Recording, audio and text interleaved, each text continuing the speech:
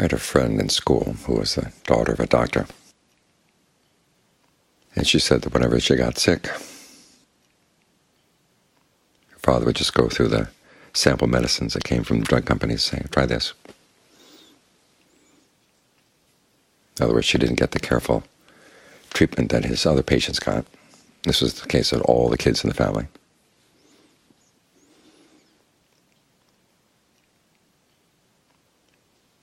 Like the story they tell in Thailand of the carpenter's house. The carpenter builds really nice houses for everybody else, but for his own family he just bangs things together, enough to keep going. And that's the way a lot of us approach our own happiness. We work hard. We have to toe the line when we're at work. And so when the time comes to say, I'm doing this for myself, just do anything at all.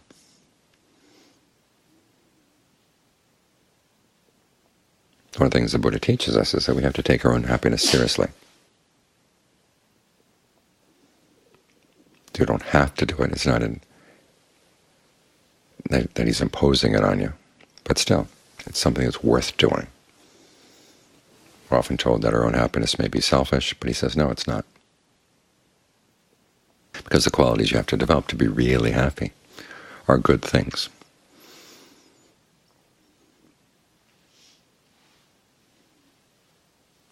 And if you learn how to take care in your own search for happiness, then you have more to share with others.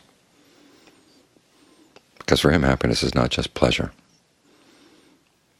It's not nice sights, sounds, smells, tastes, tactile sensations. In fact, he says in order to be really happy, you have to get over your fascination with those things. And look more at what you're doing and why you're doing it. And learn how to be really skillful in how you approach this issue of happiness. It starts with some pretty basic practices: generosity, virtue, developing thoughts of goodwill. These are the basic activities of merit. Merit is one of those concepts that's not very popular in the West. It sounds like brownie points, merit badges. It might be better to just translate it as goodness. You look through happiness through goodness. And the things the Buddha tells you to do to be happy are not selfish at all. You find happiness in generosity, you find happiness in being virtuous and abstaining from doing harmful things, and in spreading thoughts of goodwill to everybody, even people you don't like. Have the sense that you can rise above your likes and dislikes. Because after all, what does goodwill mean? You wish that that person will find happiness too. It's not going to just come out from a cloud of pink energy that emanates from your mind or your heart. That person is going to have to understand what the causes for true happiness are and be able and willing to act on them. And that's something you can wish for anybody. And it's a good thought to keep in mind. When the Buddha was sick, that was what he did. He would spread thoughts of goodwill in all directions, even to the people who had wounded him.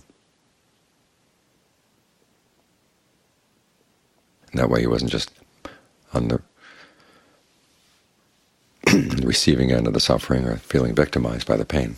He took a more proactive attitude. In fact, that's all of what the Buddha has to say. If you want to find happiness, it comes through your actions, through the skill with which you develop your actions as you engage with yourself, as you engage with other people. The same observations apply to the teachings of the Four Noble Truths. If you want to be happy, he says, you have to comprehend your suffering. You can't be happy by running away from it or denying it or pushing it away. Because you push it away and it comes back. And the more you push, the more you suffer. He said you want to look into it. Imagine what that would be like. A life in which you were not afraid of pain and not afraid of suffering.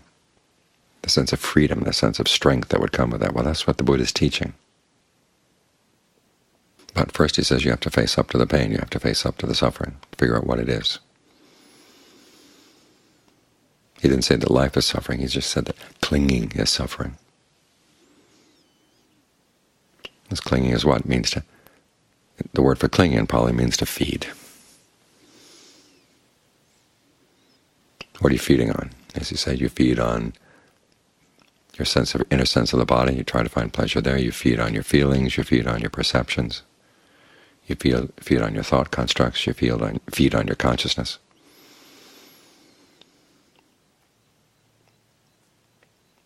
And ultimately, he said, the ultimate happiness is where you don't have to feed anymore. In the meantime, he teaches you to feed well. There are three kinds of mental food that he talks about. There's the food of consciousness, the food of contact, not the senses, but most importantly, there's the food of your intentions. You want to encourage good intentions in the mind, because it becomes a mind that's more pleasant to live with. You'll find, of course, that your mind has all kinds of intentions, but you can be more selective in which intentions you go with and which ones you don't.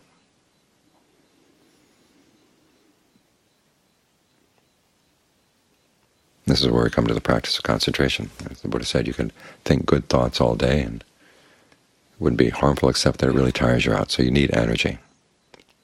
So you develop the skill of concentration. This is where you really take your happiness seriously. It gives you a happiness or a sense of well-being that you can tap into. Once you've mastered the concentration, you can tap into it at any time at all. Which means that there can be all kinds of unpleasant situations outside, but you've got your own little, as they say in Thailand, your own little air-conditioned room inside.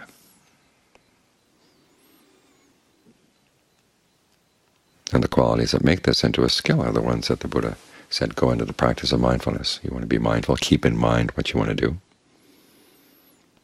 alert to what you're doing, and then be ardent in trying to do it well. In other words, really notice what's happening. All these three qualities connect also with what are called the four bases of success. You have to look at your desires. What do you really want out of life? As the Buddha said, all things, all dhammas come from desire. In other words, everything you could possibly experience except for nirvana starts with desire. So which desires are you cultivating? Which ones are you not? And which ones should you be cultivating if you really want to be happy? Look into that. Then you're persistent. You stick with it. Whatever you see is really good, what is really true, truly beneficial for yourself, you stick with it. And you pay full attention to what you're doing.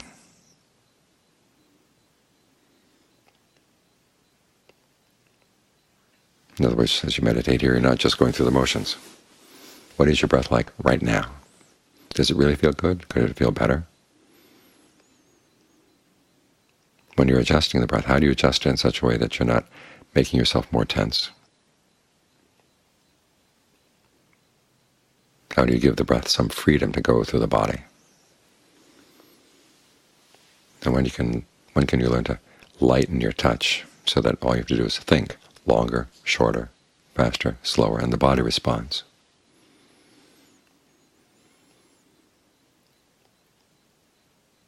Pay attention to this.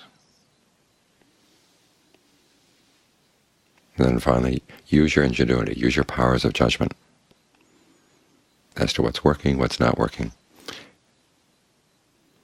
And if things are not working, try to be ingenious and figure out other ways of making things work.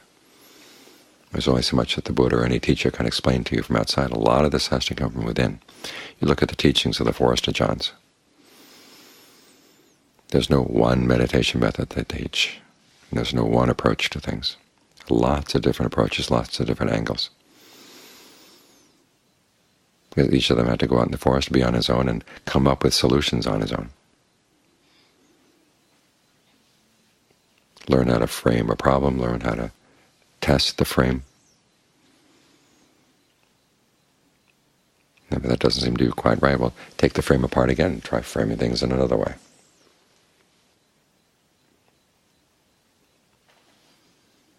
For instance, if you have a sense that you're having difficulty in breathing, instead of thinking of the breath as something you have to bring in from outside, remind yourself there is breath energy in the body.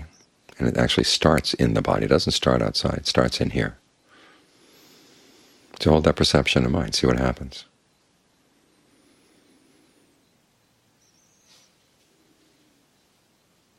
As you develop these four qualities, desire, persistence, intent, and your powers of judgment, you start applying them to the rest of your life as well. So going back to the practice of merit, which is nothing that you abandon as you start meditating. In fact, it keeps on going. But you learn how to bring more skill to how you give a gift, more skill to how you observe the precepts, more skill to how you develop goodwill. And you find there really is a lot of happiness that comes from learning to be really skillful at these things.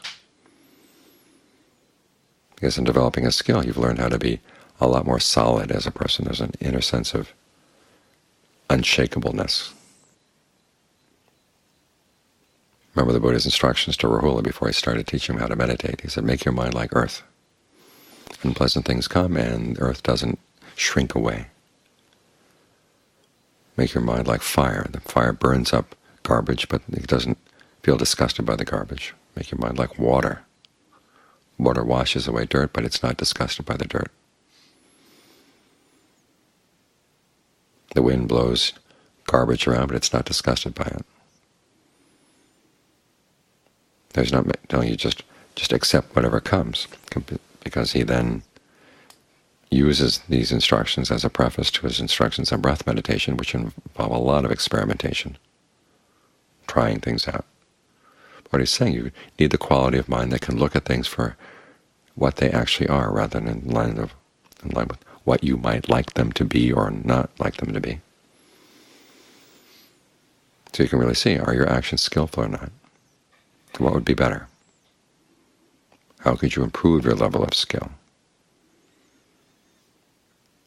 If the mind is solid, it can see these things more clearly.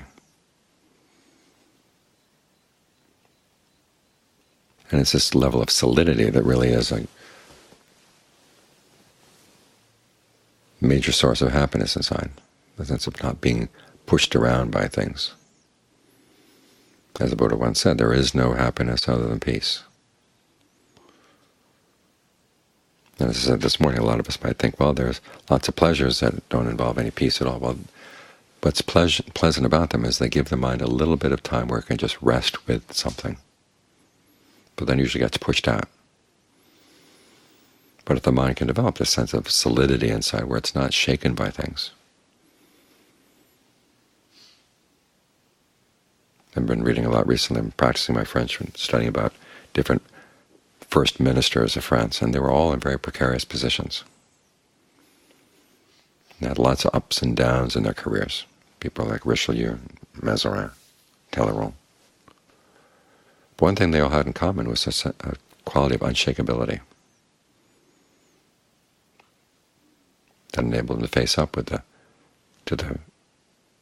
downsides or the downturns of their careers, so they were not blown away by them, and they could come back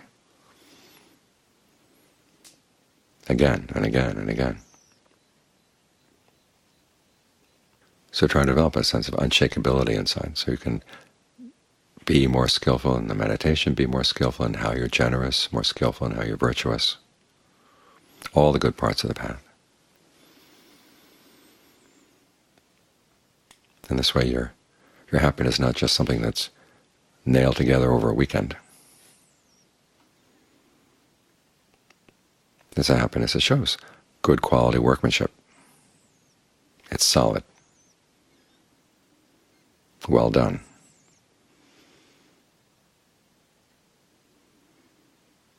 And there will be a sense of duty in here, but it's a sense of duty that's not imposed from the outside.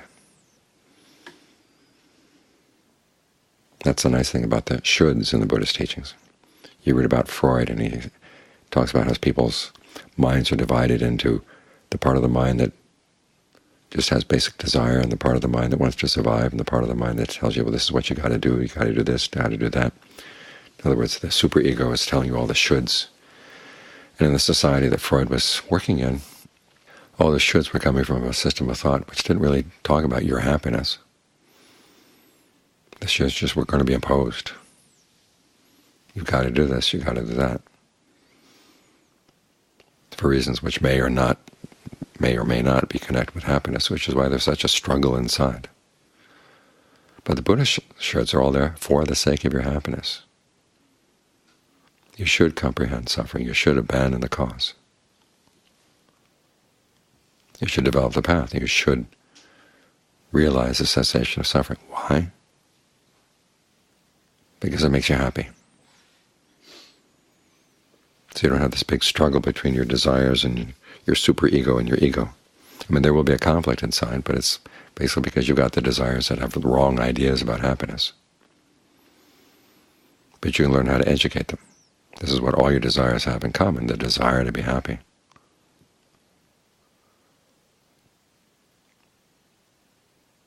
And so it's simply a matter of figuring out which ones will really work and which ones won't.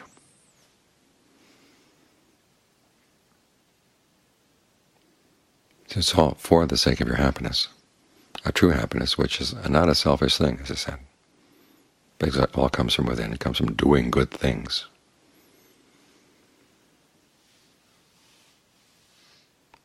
This is why the Buddha said it's worth your while to approach your happiness as a skill.